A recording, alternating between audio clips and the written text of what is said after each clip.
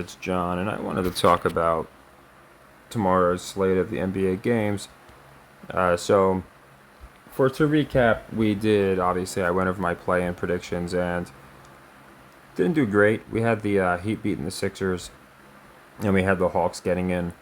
But for the most part, I think half the teams that we had getting in are getting in. We had the Lakers getting in. Obviously, they got in. I thought the Warriors would get in too, but they got booted out. And then it looks like obviously the Heat are in now. Just it didn't make any sense for the Bulls, or in my opinion, to get in. And I think the Kings are gonna, like I said, get in. I think they make more sense than the Pelicans, just because you can get the Sabonis, LeBron or AD matchup if you at some point, and I just think they're a bigger draw. So anyway, tomorrow's 420, and I wanted to go into some spreads. Haven't done it on here in a while.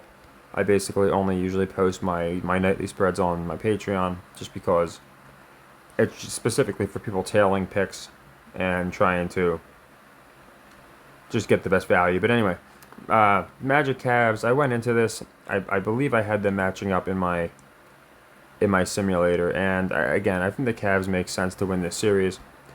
And the question is, are they going to win game one? I think they will. I think they'll cover as well. The play I really like here is the under. 207.5 is awfully low. And again, I went into this and I'm going to start going back into, I know it's been a while and haven't really been able to go into the stuff I was going into. The more complex things that I notice. One of them is the over-unders. If you look at these first three over-unders, if you look at all of them, actually, you would not see this 3 months ago. I don't know what happened, but the All-Star game happened, and then suddenly, scoring dropped off a cliff. And I don't know if people saw the All-Star game and they just saw how ridiculous that was, and they started thinking, hey, if they're just completely goofing around in these All-Star games, maybe they are in the real games. But it's just crazy. The over-unders were at like 240.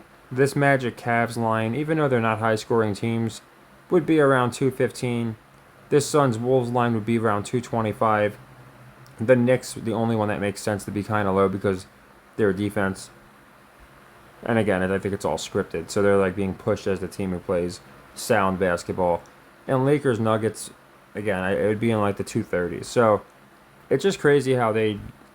Again, nobody noticed, like none of these casual fans noticed that over-unders have dropped significantly for no reason.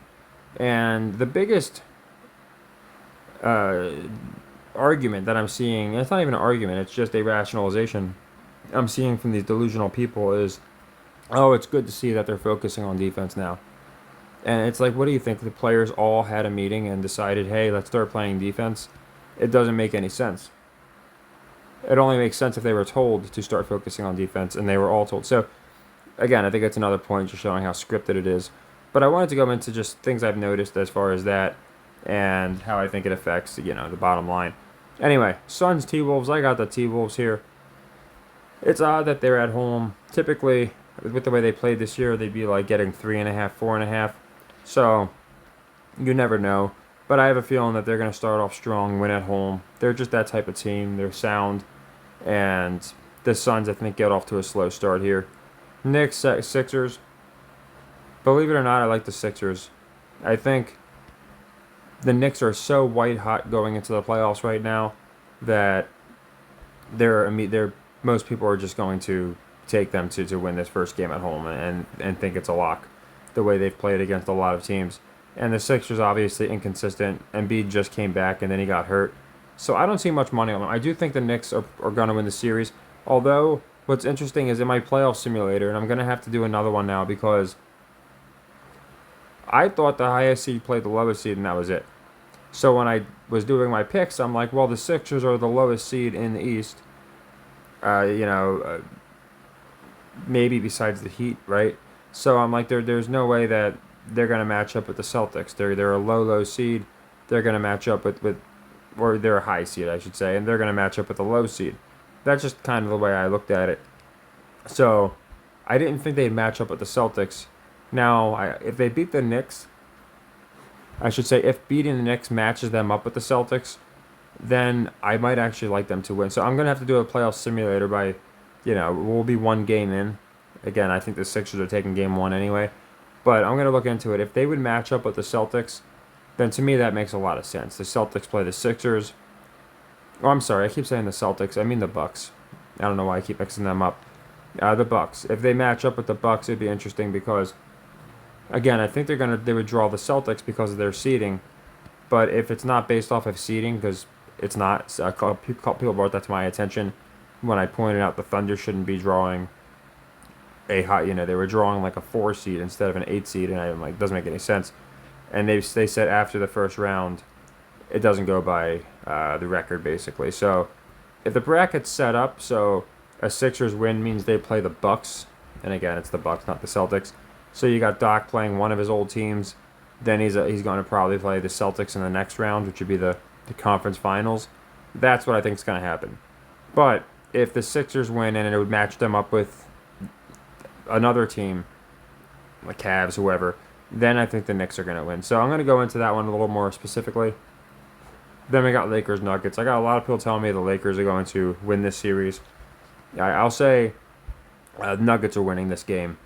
It's 420. It's Denver. I just think it's going to happen. And 7.5 is pretty heavy. I think they're going to cover as well. Again, they're being established as the powerhouse. They're the best record in the West. Or no, they didn't get the best record in the West. Thunder did. But still one of the most top consistent teams in the West. They're at home. And I think they're going to continue this narrative that the Nuggets. So I think the Nuggets have 8 straight wins against the Lakers. Let me see. Oh, they're not showing. Okay, they're not showing what they played. Let me see if they have it here. I know they swept them this year. Okay, they beat them 3 times. They beat them 4 times last year. They won 4-0. So 7-0. They're up 7-0 on them. I have a feeling they're going to go up 8-0 on them and win at home. And then they can push the narrative that, again, they got this many straight wins against the Lakers, and then maybe the Lakers start bouncing back. But I think, again, the Nuggets are going to wind up winning the series. And again, I think they'll cover the spread there. So, Kings looking pretty good. That's good. So, yeah, I think we get the Cavs cover, Wolves cover, Sixers win as an underdog, and I got the Nuggets covering. And I like the under on the Magic Cavs. I'm staying away from it on the Knicks, even though it's kind of low. Again, it's the Knicks. So, I can definitely see that one being the whole narrative with them is they're holding their opponents to under 100 points. So if that's the case, then there's a good chance this one goes under the 209.5. And of course we have to, it's almost the Skull and Bones. Yeah, the Skull and Bones number backwards here.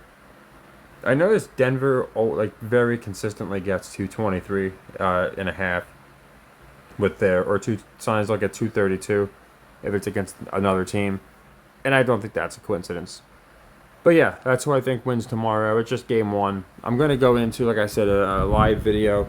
Probably, it could be really any game, but I'll probably go into it. Maybe the Lakers Nuggets seems like a good game to cover. So maybe we could watch that one live or just talk about it before the game. It'll, whenever I can get it going. Probably by game 2, game 3, we'll get something going there. But yeah, that's kind of what I think happens. I went into it a lot already, so I don't want to be redundant, but I really like the Knicks remind me of the Lions, but again, I'm going to have to look into if the Sixers win would draw them the Bucks, because that's too good to turn down. Pat Beverly was even hinting at it, how his sole mission in life now is to make sure the 76ers are failures. He's always trolling on his podcast. So it would be interesting. You got Doc obviously involved. I think Kyle Lowry, he's not really related, but I just feel like I thought he played for so many teams. I'm trying to remember if he played with Pat Bev. I thought they did. But either way, I think just because of the whole Doc connection, the fact that he's blamed for ruining the Sixers last year and now he's on the Bucks, it makes a lot of sense for them to play. So that's kind of what I have for tomorrow. Nothing crazy. And again, I think the Kings are going to finish the job here tonight. It's a pretty close game, so if you want to get in live, by the time this video is done, I'm not sure what the score is going to be. But I just think the Kings make more sense. You got Fox, you got the Sabonis, and some more intriguing matchups, in my opinion. So yeah, that's what I got for tomorrow. Take care, and happy earnings.